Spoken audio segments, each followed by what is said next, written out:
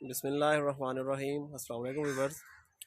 आज हम आए हुए हैं अपने कज़न के खेतों में। तो आज हम इधर से गंदम का जो साग होता है सरसों का, वो लेने के लिए आए हैं। ये देखेंगे माशाल्लाह कितनी ज़बरदस्त ग्रीनरी है।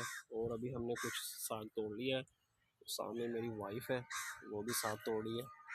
तो ये सारे देखें आप, माशाल्लाह कितना ज़बरदस्त माहौल है इधर खेतों का जी।